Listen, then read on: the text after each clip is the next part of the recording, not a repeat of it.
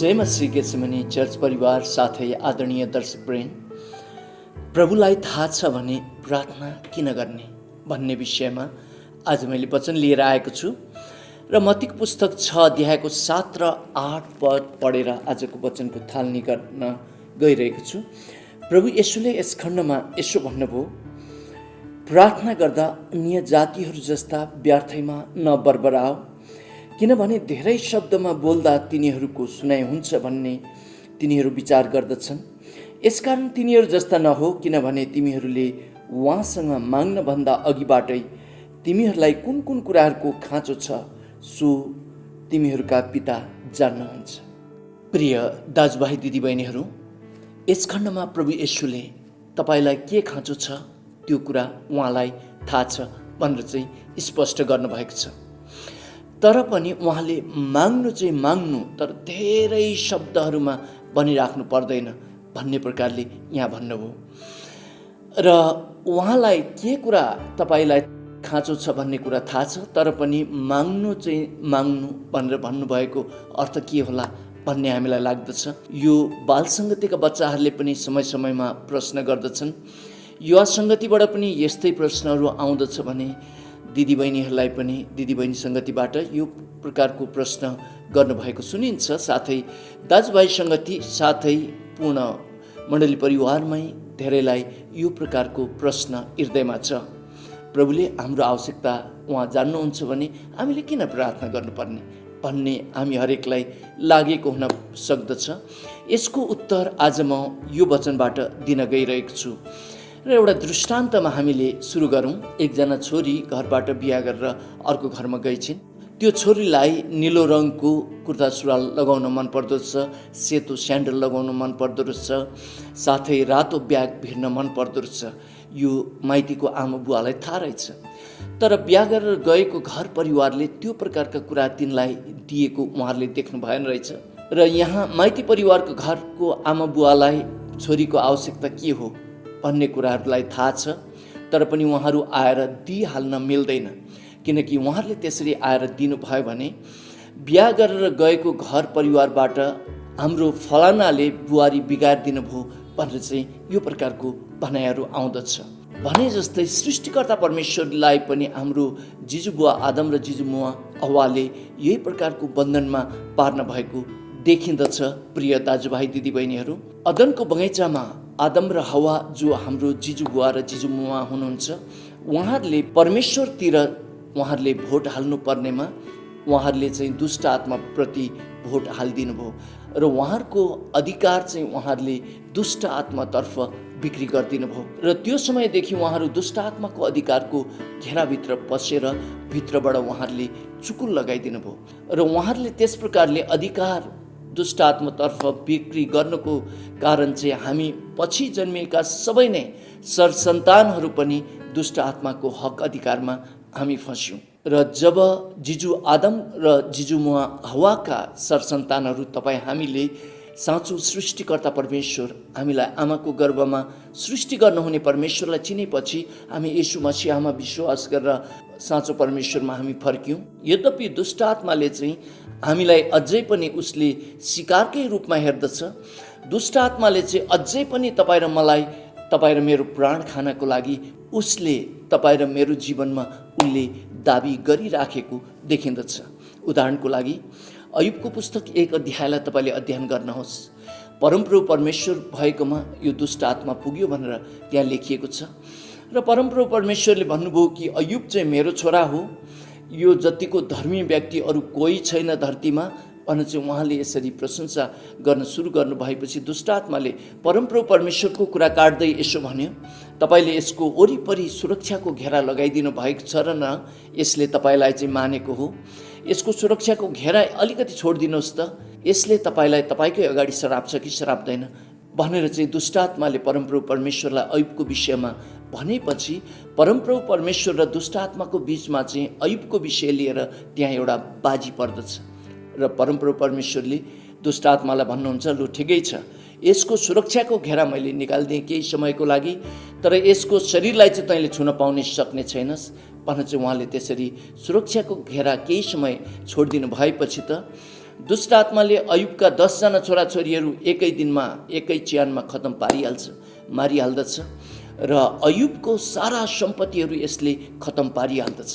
र त्यसपछि परमप्रभु परमेश्वरले दुष्ट आत्मालाई अयुबको पुस्तक 2 अध्यायको 3 पदमा भन्नुहुन्छ, तैँले मलाई उक्साइस र यस्तो राम्रो व्यक्तिलाई मैले दुःख दिन पर्यो भनेर चाहिँ यसरी भन्नु हुँदाखेरि दुष्ट आत्माले फेरि परमप्रभु परमेश्वरलाई बाजी गर्दै भन्छ, यसको शरीर छुन दिनुहोस् न। शरीर नछुइकन बाहिरकै कुराहरू मर्दाखेरि, बाहिरकै धन सम्पत्ति खतम हुँदाखेरि तपाईँलाई यसले त्यागेन, ऊ विश्वासमा ढलफल भएन। तर एकपटक यसको शरीर छुन दिनुहोस् त, यसले तपाईँलाई त्याग्छ कि त्याग्दैन भनेपछि फेरि दोस्रो बाजीमा परमप्रभु परमेश्वरले दुष्ट आत्मालाई भन्नुहुन्छ, ठिक छ, त्यसो भए यसको शरीर पनि छु तर मार्न चाहिँ पाउँदैनस् भनेर चाहिँ भन्नुभएपछि अयुबको खुट्टादेखि शिरसम्म नै त्यहाँ खटिराहरू आउँदछ र अयुबको अवस्था दुष्ट आत्माले एकदमै बर्बादै पारिदिँदछ। र त्यो अवस्थामा अयुबको श्रीमतीले चाहिँ अयुबलाई भन्नुहुन्छ कि अब त परमेश्वरलाई श्रापेर मर्नुहोस्, किन परमेश्वर परमेश्वर यानि प्रभु प्रभु भन्नुहुन्छ भनेर चाहिँ अयुबको श्रीमतीले अयुबलाई भन्दै गर्नुभएको हामी त्यहाँ देख्दछौँ। र अयुबको पुस्तक 2 अध्यायमा अयुबको श्रीमती चाहिँ ब्याकस्लाइड हुँदछिन्। र प्रिय दाजुभाइ दिदीबहिनीहरू, यहाँ हामी देख्दछौँ दुष्ट आत्माले परमप्रभु परमेश्वरलाई आफूले नै सृष्टि गरेका मानिसहरूलाई जबरजस्त उहाँमा ल्याउनुहुन्छ कि भनेर यसरी समय समयमा दोष लगाइरहेको हामी देख्दछौँ। र यही पनि कारण हुन सक्दछ कि परमेश्वरले यी मानिसहरूले मलाई आफै नै छानेका हुन् भनेर चाहिँ यो पुष्टि गर्नको लागि पनि उहाँ धर्मी परमेश्वरले, उहाँ संसारको नै न्यायिक परमेश्वरले यो देखाउनको लागि पनि उहाँले मानिसहरूको आवश्यकता के छ भन्ने कुरा थाहा पाइ पनि मानिसले नै मागोस् भन्ने उहाँले चाहनु भएको हुन सक्दछ। र यो कुराहरू भन्दै गर्दाखेरि मलाई एउटा पारिवारिक घटनाको याद आयो। मेरो जेठा छोरा अभिषेक सानो हुँदाखेरि, यो करिब 4-5 वर्षको थियो होला, यसले एउटा के कुराहरू माग्यो मलाई। माग्दाखेरि मैले त्यो तुरुन्तै दिइनँ, यो रिसाएर हिँड्यो। हामी एउटा बिल्डिङको माथिल्लो तलामा बस्दथ्यौँ र तल्लो तलाको लामो कोठामा चाहिँ त्यहाँ चर्च थियो। यो त चर्चभित्र पसेछ र भित्रबाट चुकुल लगाएर ऊ सुतेछ। सुतेको केही समयपछि चाहिँ फेरि उठेर ऊ रुन थालेछ। हामी त त्यहीँ वरिपरि कतै होला भनेर चाहिँ सम्झिरहेका थियौँ। कोही आएर हामीलाई भन्नुभयो कि अभिषेक त चर्चको हलभित्र छ र भित्रबाट चाहिँ उसले ढोकाको चुकुल लगाएर चाहिँ ऊ बाहिर निकालिदिऊ भनेर चाहिँ रुँदैछ भनेर चाहिँ हामीले सुने पछाडि म तल झरे पछाडि यसो ढोकामा गएको त साँच्चै भित्रबाट चुकुल लगाएको रहेछ र उतापट्टि झ्याल चाहिँ अलिकति खुल्ला रहेछ, तर त्यो झ्यालमा पनि त्यो फलामको बेराहरू थियो र त्यहाँबाट भित्र पस्न सकिने अवस्था थिएन। र त्यहाँबाट अभिषेक त्यो ढोकाको चुकुल खोल बाबु पहिला, र चुकुल खोले पछाडि म भित्र पसेर तँलाई निकाल्छु भनेर चाहिँ मैले उसलाई बारम्बार भनिराखेँ। तर उसले सम्झ्यो कि मेरो बुवाले चाहिँ जे पनि गर्नुहुन्छ, उहाँले चाहिँ अर्काको घरको ढोकाइ पनि फोडिदिनुहुन्छ भन्ने उसले सम्झेको हुन सक्दछ। ऊ लडीबडी गरेर चर्चको भुइँमा जो कार्पेटहरू हामीले ओछ्याएका थियौँ त्यसमा लडीबडी गरेर राल सिँगार भयो। करिब 1-1.5 घन्टा जति उसले जिद्दी गर्यो, तर पनि उसले यो कुरा पछि महसुस गर्यो कि अब हामी अर्काको घरको ढोका फोरेर भित्र पस्दैनौँ भन्ने चाहिँ उसले महसुस गरिसकेपछि लास्टमा ऊ उठेर आएर चाहिँ त्यो छिड्किने भित्रबाट त्यो चुकुल खोल्यो। चुकुल खोलेपछि अनि उसलाई हामीले लियौँ। र प्रिय दाजुभाइ दिदीबहिनीहरू, यही प्रकारको अवस्था मानिसको जीवनमा भएको छ। हाम्रो जिजुबुवा आदम र जिजुमुवा हवाले आफ्नो अधिकार दुष्ट आत्माको हातमा उहाँहरूले बिक्री गरिदिनु भयो, चुकुल भित्रबाट लगाइदिनु भयो। त्यसको परिधिभित्र आफूले नै भोट हालेर त्यसलाई भोट हालेर छानेर त्यहाँभित्र उहाँहरू पसिदिनु भयो। र हामी जे जतिजनाले अब साँचो परमेश्वरलाई चिन्यौँ बुझ्यौँ र त्यसको परिधिबाट बाहिर निक्लेर हामी साँचो परमेश्वर येशू मसीहमा आएर अब हामीले उहाँलाई पुकारा गर्न सुरु गरेका छौँ।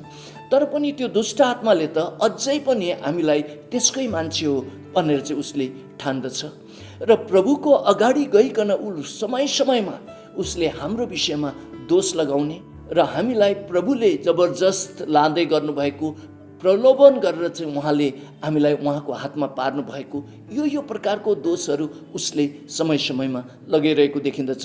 जबकि हामीले अयुबको पुस्तक 1 अध्यायमा पनि हामीले त्यो हेरेका छौँ। र प्रिय दाजुभाइ दिदीबहिनीहरू, धर्मी परमेश्वरले कुनै पनि कुराहरू उहाँ जबरजस्त गर्नुहुन्न, यानि लोभ लालचमा फसाएर कसैलाई आफन्त बनाउनुहुन्न भन्ने कुरा देखाउनको लागि पनि उहाँलाई हाम्रो आवश्यकता के हो भन्ने कुराहरू थाहा छ। यद्यपि उहाँले हामीलाई मागोस् भन्ने उहाँ चाहनुहुन्छ। र अर्को कुरा चाहिँ हामी यो पनि देख्दछौँ, उहाँले हामीसँग सङ्गति पनि गर्न चाहनुहुन्छ। जब तपाईँ प्रार्थना गर्न जानुहुन्छ परमेश्वरको काखमा, त्यो समय तपाईँ स्वर्गीय पिताको काखमा हुनुहुन्छ, त्यो समय तपाईँ उहाँको सङ्गतिमा हुनुहुन्छ। र जहिले पनि बाउआमालाई आफ्नो छोराछोरीहरू वरिपरि नै बसिराखुन्, वरिपरि नै रहन्, वरिपरि नै खेलिरहन् भन्ने बुवा आमा चाहनुहुन्छ। र सृष्टिकर्ता परमेश्वरलाई यो स्पष्ट थाहा छ कि यो धरती केही समय आदम र हवाको गल्तीको कारणले गर्दा, पापको कारणले गर्दाखेरि दुष्ट आत्माको हातमा परेको छ। र यो धरतीमा चाहिँ सर्प, बिच्छी र बुवासोको आत्माहरूले काम गरिरहेको छ भन्ने चाहिँ बाइबल धर्मशास्त्रले स्पष्ट बताएको छ।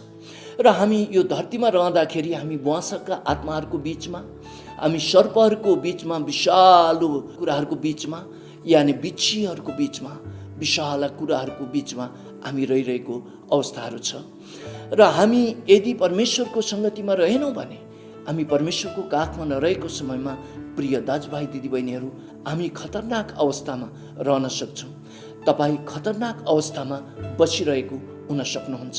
त्यसर्थ प्रभुले तपाईँलाई उहाँको काखमा आउनु भएको चाहनुहुन्छ। र उहाँको काखमा जानु चाहिँ उहाँलाई प्रार्थना चढाउनु हो। यानि जब तपाईँ प्रार्थना चढाउनुहुन्छ, तपाईँ उहाँको काखमा जानुहुन्छ। र पहिलो थेसलोनिकीको पुस्तक 5 अध्यायको 17 पदमा यो भनिएको छ, निरन्तर प्रार्थना गरिराख। यसको अर्थ लगातार प्रार्थना गरिराख भनेर चाहिँ भनिएको।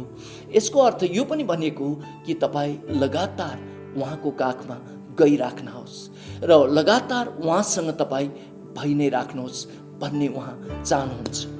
र जब तपाईँ उहाँको काखमा हुनुहुन्छ, तपाईँ सुरक्षाको घेराभित्र पनि हुनुहुन्छ।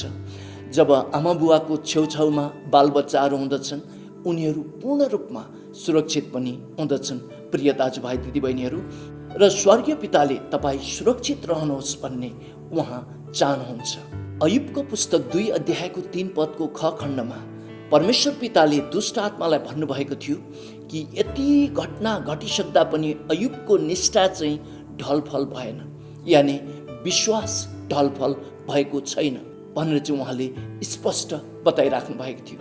र जब एक व्यक्तिको विश्वास ढलफल हुँदैन, जब एक व्यक्तिको निष्ठा ढलफल हुँदैन, त्यो व्यक्तिले परमेश्वरलाई चुन्नु भएको हुँदछ, त्यो व्यक्तिले नै परमेश्वरलाई छान्न भएको हुँदछ।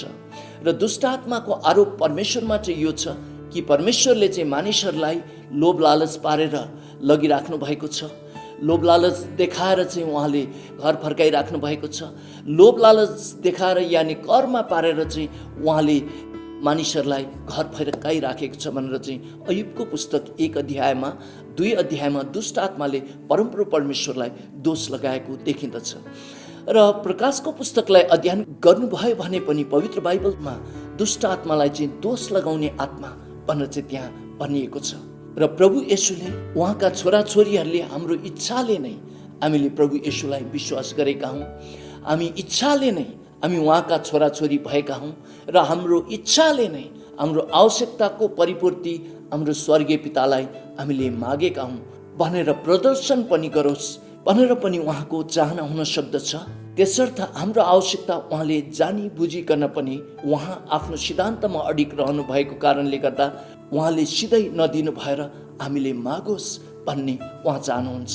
त्यसर्थ प्रभु येशूले मत्तीको पुस्तक 7 अध्यायको 7 पदमा माग, खोज, गजगचाओ भनेर चाहिँ उहाँले हामीलाई प्रार्थना गर्नको लागि प्रेरणा दिनुभयो। र प्रभु येशू धरतीमा हुनुहुँदाखेरि स्वर्गीय पितासँग उहाँले प्रार्थना गरेर पनि बिताउनु भयो र उहाँले गरे जस्तै हामीले गर्नुपर्छ भनेर त्यो उदाहरण पनि उहाँले छोड्नुभयो। र यति भन्दै म टेक दाहाल आजको वचनबाट बिदा हुन्छु। जय मसीह।